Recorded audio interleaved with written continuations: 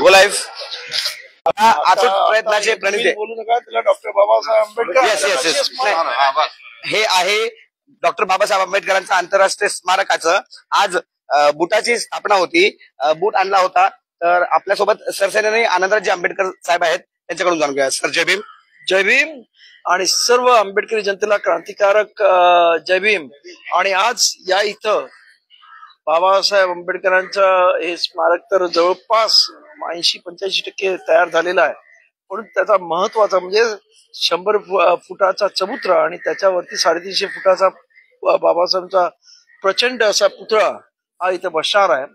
आणि त्याचाच भाग म्हणून पहिल्यांदा नोएडा ह्या युपी मधून हे जे काही पुतळा बनवला जातोय त्या तिकडच्या असणाऱ्या स्टुडिओमध्ये, त्याच्यातून या बुटाचा 1/4 भाग, कारण हा संपूर्ण बूट हा 60 फुटाचा असणार आहे, हा 1/4 भाग आलेला आहे.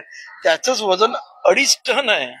या हिशेबानं पूर्ण पुतळ्याचं वजन 800 टन असणार आहे. आणि हा इथं आलेला आहे. आणि त्याचं आपण या इथं विधिवत पूजा करून खऱ्या अर्थानं हे काम पुतळ्याचं काम सुरुवात होईल अशी अपेक्षा आपण करत आहोत.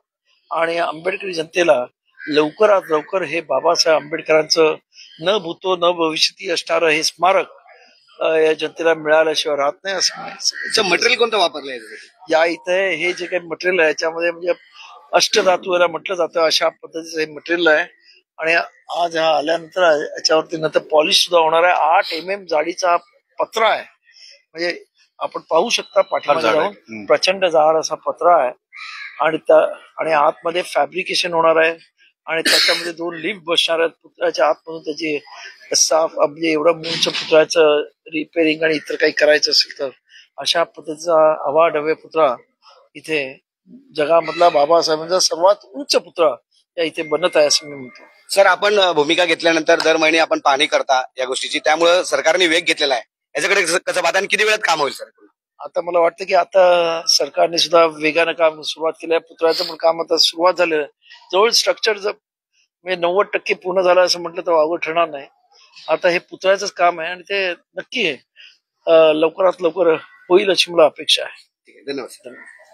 हे होते सरसेनानी आनंदराजे आंबेडकर साहेब, ज्यांनी पुढाकार घेतल्यानंतर इंदू मिल हे राष्ट्रीय स्मारक होत आहे डॉक्टर बाबासाहेब आंबेडकरांचं. आज तर त्यांच्या बुटाचं उद्घाटन होतं. तर या उद्घाटन सोहळ्याला सर आले होते आणि सरांचं मार्गदर्शन मिळालं. प्रिजनलिस्ट हरीश पवार सर, मी 25 मुंबई दादर.